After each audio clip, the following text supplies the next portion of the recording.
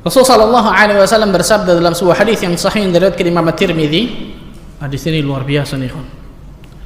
Rasul sallallahu alaihi wasallam bersabda, "Lau kanatid dunya ta'dilu 'inda Allahi janaha ba'udatin ma saqa kafiran minha syarbata ma'in." Kalaulah seandainya dunia ini berharga dalam pandangan Allah seberat sayap seekor nyamuk. Allahu akbar. Rasul sallallahu alaihi wasallam memberikan perumpamaan enggak tanggung-tanggung ini. Seandainya dunia ini berharga dalam pandangan Allah, bernilai dalam pandangan Allah seberat sayap seekor nyamuk, maka pastilah Allah azza wa jalla enggak akan memberikan seteguk air bagi orang-orang kafir. Allahu akbar. Hadis yang sangat luar biasa ini, kawan. Memberikan pelajaran bagi diri kita sesuatu yang luar biasa besarnya. Bagaimana kedudukan akhirat dan kedudukan dunia dalam hadis ini, luar biasa jauhnya. Seandainya dunia berharga dalam pandangan Allah seberat sayap seekor nyamuk, bayangkan, maka pastilah Allah azza wa jalla enggak memberikan seteguk air pun bagi orang-orang kafir. Maksudnya apa? Karena dunia ini enggak berharga dalam pandangan Allah, siapapun Allah kasih dunia, betul ya? Mau kafir, mau muslim, mau fasik, mau munafik, Allah kasih dunia ini nih. Karena dunia ini enggak berharga dalam pandangan Allah. Wala yu'til iman illa man yuhib. Rasulullah sallallahu alaihi wasallam mengatakan dalam sebuah hadis, dan tidaklah diberikan iman kecuali kepada orang-orang yang Allah cintai. Allahu akbar. Tidaklah iman ini diberikan oleh Allah azza wa jalla kecuali kepada manusia-manusia yang Allah cintai, itu ikhwan. Karena itu bersyukurlah kepada Allah, ikhwan. Ketika Allah berikan keimanan kepada kita, ketika Allah azza wa jalla berikan kenikmatan kita mengenal sunnah Nabi sallallahu alaihi wasallam, dapat mengamalkannya, pegang itu, jangan pernah lepaskan, ikhwan. Berapa banyak manusia-manusia di luar sana nggak dapat kenikmatan ini. Kita dipilih oleh Allah azza wa jalla mendapatkan kenikmatan ini. Wala yu'til iman illa man yuhib, kata Nabi sallallahu alaihi wasallam. Dan tidaklah diberikan iman kecuali kepada orang-orang yang Allah cintai. Allahu akbar. Dalam sebuah hadis lain, ya ikhwan, ketika Rasul sallallahu alaihi wasallam lewat di salah satu pasar di kota Madinah dari Awali. Awali ini tempat yang agak tinggi di Madinah. Turun Rasulullah SAW ke salah satu pasar di kota Madinah. Kemudian Rasul sallallahu alaihi wasallam melihat seekor anak kambing, seekor bangkai anak kambing yang kupingnya cacat. Asek. Bangkai anak kambing kupingnya cacat. Ma'ruf insyaallah hadis ini, ikhwan. Maka kemudian Rasul sallallahu alaihi wasallam memegang kuping anak kambing ini, bangkai anak kambing ini, mengatakan kepada para sahabatnya, siapa dari kalian yang ingin membeli bangkai anak kambing yang kuping cacat ini seharga 1 atau 2 dirham? Para sahabat mengatakan, ya Rasulullah SAW, dia sudah mati, sudah jadi bangkai, untuk apa kami beli? Kemudian Rasul SAW bertanya lagi, siapa dari kalian yang ingin mendapati, memiliki bangkai anak kambing ini nih? Maka para sahabat mengatakan, ya Rasulullah SAW, anak kambing ini sudah jadi bangkai mati, kalaupun dia hidup dia cacat. Apa kata Nabi SAW? Perhatikan hadis ini. Rasulullah SAW bersumpah dalam hadis ini. Wallahi, kata Rasul SAW, demi Allah, la dunya ahwanu 'ala Allah min hadza 'alaikum. Allahu akbar. Allah, kata Nabi SAW, dunia dalam pandangan Allah azza wa jalla lebih hina daripada bangkai kambing ini di mata kalian. Allahu akbar. Tadi sayap seekor nyamuk, ini ternyata tadi apa? Bangkai anak kambing kupingnya cacat. Demi Allah, Rasul sampai bersumpah, bayangkan ikhwan.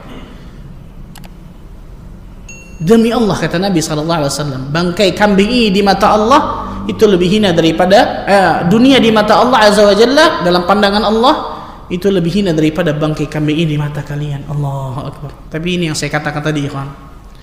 Berapa banyak orang-orang yang ingin mencari bangkai kambing ataupun sayap seekor nyamuk tadi sampai menggadaikan akhiratnya, betul ya? Banyak, luar biasa contohnya, ikhwan, yang saya contohkan tadi tuh. Kakak beradik nggak teguran, paman dan bibi, paman kepada ponakannya atau bibi pada ponakannya, nggak teguran selek karena berebut apa? Warisan. Itu kasus bukan satu dua tuh kan. Ternyata bukan cuma di film, di realnya benar-benar ada itu kan. Betul ya. Subhanallah. Berapa banyak orang yang ingin mendapatkan kursi hangat atau kursi panas tuh, tergantung persepsi orang dah. Dia halalkan yang haram, diharamkan yang halal, pokoknya dia duduk dulu gimana caranya, betul ya? Apa ini? Hanya untuk mendapatkan dunia sampai seperti itu? Subhanallahirrahmanirrahim. Maka perhatikan baik-baik, kawan. Ketika kita ingin kejar dunia luar biasa, sampai kemudian mau menggadaikan akhirat kita, bahkan menggadaikan surga kita, na'udzubillah, ingat, dunia ini tidak bernilai dalam pandangan Allah. Dunia ini nggak ada nilainya sama sekali dalam pandangan Allah Azza wa Jalla, ikhwan. Makanya orang yang benar-benar mengetahui tentang hakikat dunia, ketika dia ngelihat misal si A sama si B, si A orang kaya raya luar biasa subhanallah, si B orang yang punya ilmu, perhatikan, orang yang punya ilmu agama. Pandangan seorang mukmin yang tahu tentang hakikat dunia dalam Al-Quran dan As-Sunnah, pasti dia akan melihat si B yang lebih daripada si A, kan gitu. Kan kebanyakan kita si A zaman sekarang ya, kebanyakan manusia si A pasti lebih dihormati daripada si B dong. Kaya raya, betul ya, punya ini, punya itu, punya ini, punya itu, dan lain sebagainya. Lebih dipandang oleh manusia daripada mungkin hanya sekedar orang yang punya ilmu tentang Al-Quran. Contoh guru ngaji lah kita sebut. Ada antum yang guru ngaji di sini, berapa gaji antum? Saya mau tanya. Coba subhanallah, berapa banyak orang tidak menghargai tentang masalah ini, padahal subhanallah, berapa banyak pahala yang akan dia dapatkan ketika dia mengajarkan huruf hijaiyah, mengajarkan apa? Cara baca Al-Quran. Allahu Akbar. Wallahi kan orang ini lebih mulia jelas dalam pandangan Allah daripada orang yang kaya raya tapi tidak pernah mensedekahkan hartanya. Itu pandangan seorang mukmin harus seperti itu, ikhwan. Jangan pandangan kita sama dengan pandangan orang-orang awam di luar sana. Melihat orang yang kaya luar biasa, enak ya, jadi dia enak ya. Siapa yang bilang enak? Kita nggak tahu apa yang Allah cabut dari dirinya, kan gitu. Kita nggak tahu sama sekali apa yang Allah nggak berikan kepada diri mereka, kecuali ketika orang tersebut kaya raya dan hartanya dipergunakan di jalan Allah. Ini baru the best. Ini baru kita dianjurkan untuk ghibtah. Apa itu ghibtah? Ada yang tahu ghibtah? Saya kasih hadiah. Kita dianjurkan ghibtah kepada orang ini nih. Iri jelek dong kalau iri. Cemburu jelek dong. Hah, makna ghibtah apa ghibtah? Katakan. Iri, cemburu. Yang lain? Irinya apa, Pak? Irinya apa maksudnya? Ghibtah, apa ghibtah? Orang sering bilang hasad yang baik, tapi sebenarnya bukan hasad ini. Fadhal.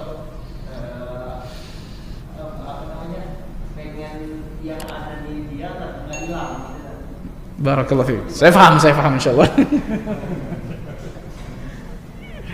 Ghibtah itu menginginkan seperti kenikmatan yang Allah berikan kepada dia dan menginginkan kenikmatan pada orang itu tidak hilang. Kalau hasad itu kan menginginkan seperti kenikmatan orang itu dan menginginkan pula kenikmatan pada orang itu apa?